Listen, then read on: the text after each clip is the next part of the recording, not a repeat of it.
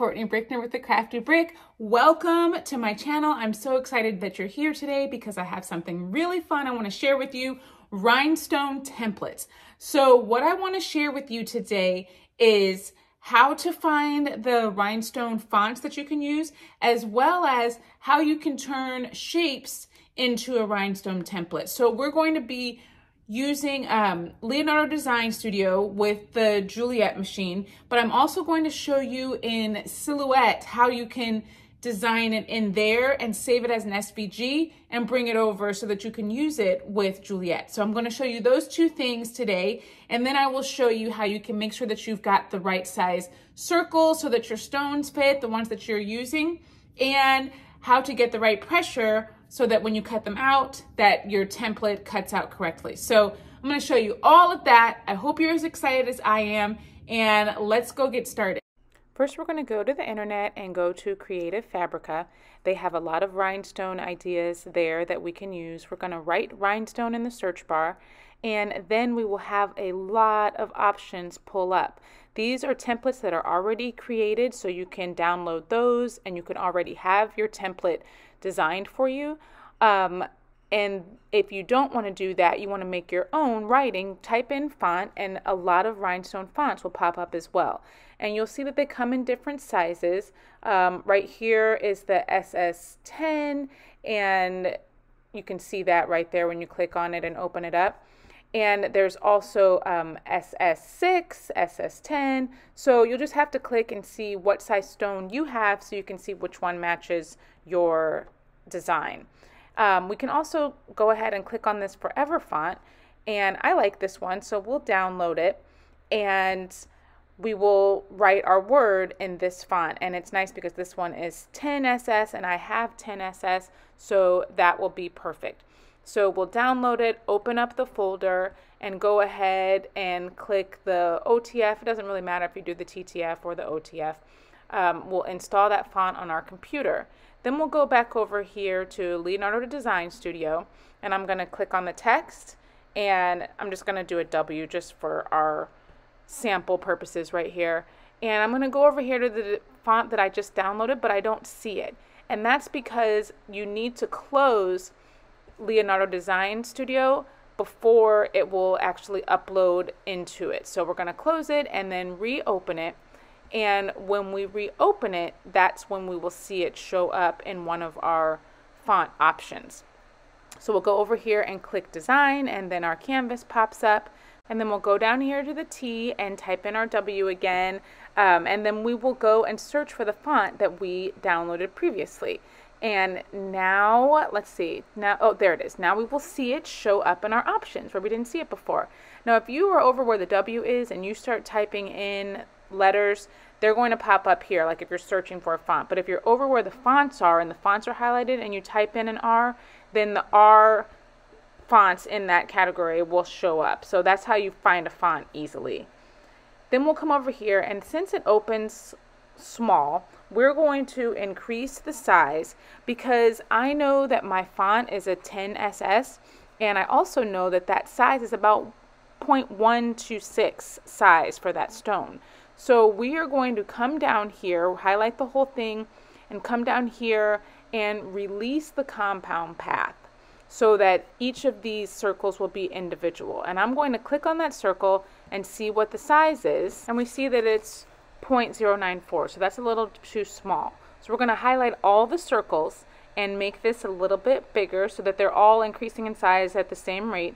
And let's see what it is now, 0.136. So that's a little bit too big because we need about 0.126 or so. So let's make it a little bit smaller. Click on this circle. Oh, and it's 0.127. So that's perfect. So now what we'll do is highlight everything and then go down here to the bottom square with that circle, and we will make that a compound path. So it will all be together in one piece. And then we will go to send the design to cut, and we'll click send, and then we are ready to send this to our cutter. I'm going to show you one more option over in Silhouette Design Studio.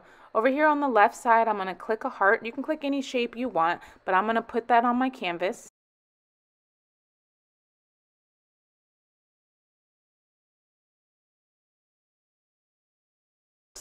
And then we will go over here down to the right hand side.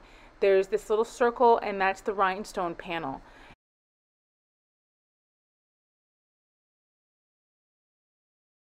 If you click on those circles, it'll give you an outline of rhinestones. Here it gives you the full fill of the rhinestones. And then this gives you a different little pattern, and you'll see that that middle part is not exactly what we want. So we'll go back to the full fill. And then you can click the size of your rhinestones as well, which is really nice. And if you want, you can actually also click freehand, and that allows you to place rhinestones wherever you want. So you can put the circles however you would like them. We don't really need those for this, so let's go ahead and highlight them and delete them. And we are going to save our design as an SVG. So we'll go up here to File and Save As. We're going to save it to our hard drive, and then we'll just name it Rhinestone Heart.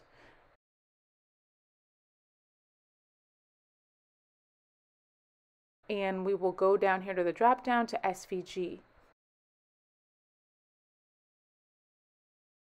I do want to point out that saving files as an SVG is only available in the business edition.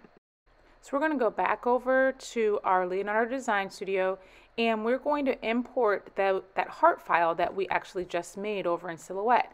Import it as a cut only file, and then that's on our canvas, and that's how you import a template into Leonardo Design Studio that you can cut. I just want to make sure that the size is right that I just imported, so I'm just going to take one of the circles that we know is the correct size and just put it up with our heart and make sure that they line up, and they do. So I'll just undo that, and now we're ready for a test cut. All right, the first thing we're going to do is load our material into the machine so that we can perform our test cut. So I've got my strip flock. Let's see, let's move it over a little bit. Okay, so we are going to start at force of 40 and cut speed of 10, and we're going to press the t-shirt button and see if that pressure is going to be good. So let's feed out some of that, and we will check and see how this weeds, if this is a good pressure. Well, I'm having trouble getting the middle of the circle out. The cut is good, but it's not super easy to weed. So let's push that back in. And we're gonna bump it up to 50 pressure and see how that works. Let's move our blade over a little bit and try that again.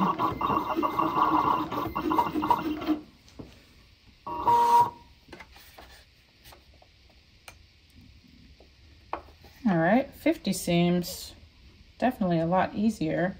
I'm gonna try one more. I'm gonna bump it up to 60. See how that goes. Because we want it to cut through the strip flock, but we don't want it to cut all the way through the paper at the bottom, the backing. Let's try. Oh, that's weeds really nicely. So that's 60. Let's try. All right, I'm gonna go up a little bit more because I want it to just peel away from the backing. I'm gonna try 70, see what that does. All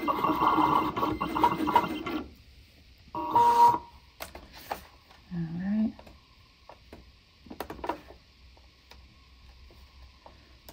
I like 70. I think 70 might be our winner. All right, so I have done some test cuts here, and I want to show you the difference in the pressure settings. You know, it's kind of like Goldilocks. You need just the right pressure. So the pressure, let's see on this one. oops, picked up the wrong one. This one is too light.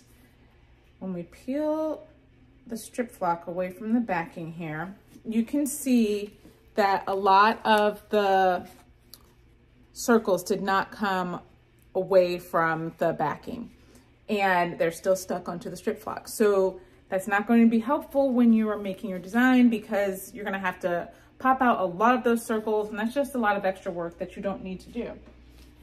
Then you've got this pressure that's just too high.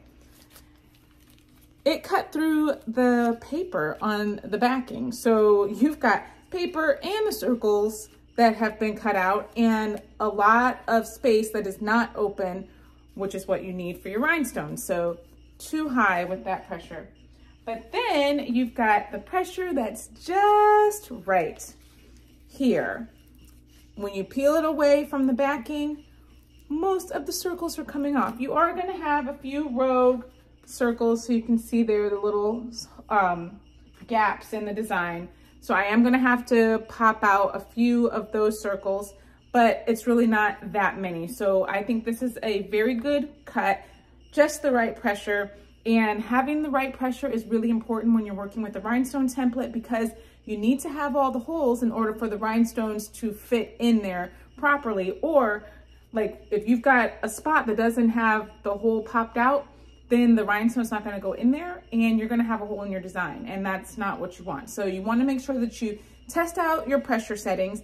And that's one of the nice things with Juliet, because it does do a little test cut and it's a really small space that it uses that to do it, and you don't waste a lot of material in order to do a test cut. So if you're using another machine, just make sure maybe just slice out a little piece of your design so that you're not wasting all the material when you're testing your pressure, and you're just doing a small space to see what the right pressure is, and then you can go ahead and cut out your whole design. So that's my recommendation. If you don't have a Juliet and you've got another machine and you need to test the pressure, I would recommend doing that, just testing a small area.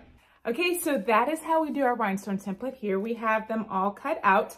On my next video, I'm actually going to be going live Crafty Tuesday, and I'm going to show you how you put the rhinestones in here, how you use this template, and then how you transfer the rhinestones over to whatever blank you're using. I think I'm going to be doing a t-shirt, and I will show you how to make your rhinestone design on your item.